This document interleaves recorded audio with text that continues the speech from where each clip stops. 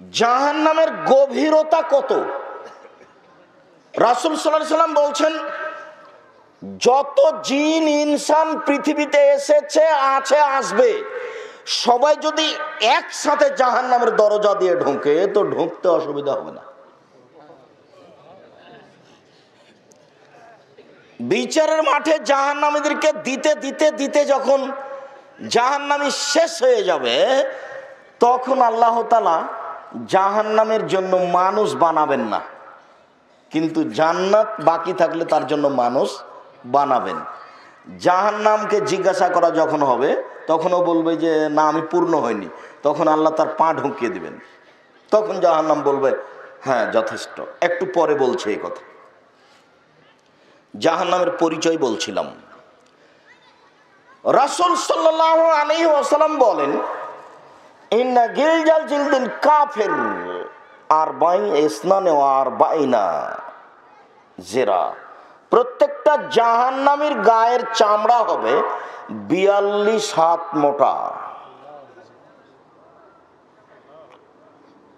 বাইনা মানকাবাইল কাফির ফিন্নার সালাসাতা আইয়ামিন লিল রাকিবিল মুসরে।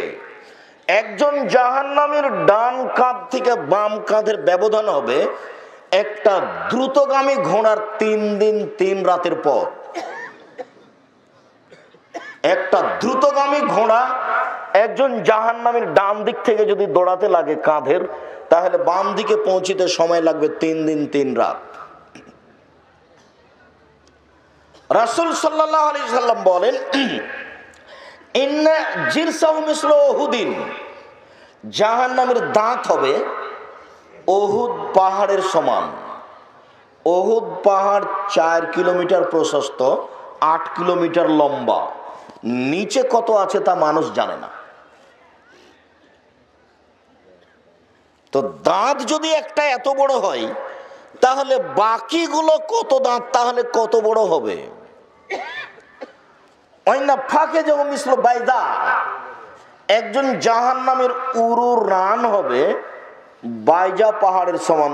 বাইজা পাহাড় হলো 39 কিলোমিটার লম্বা। রাসূল সাল্লাল্লাহু আলাইহি ওয়াসাল্লাম বলেন, আইনা মাজলিসহু বাইনা মক্কা ওয়াল মদিনা।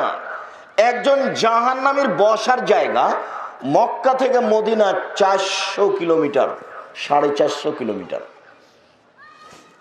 একজন জাহান্নামীর বসার জায়গা 450 কিলোমিটার। প্রতি 1000-এ 999 জন লোক জাহান্নামে যাবে। প্রতি 1000-এ 999 জন লোক জাহান্নামে যাবে।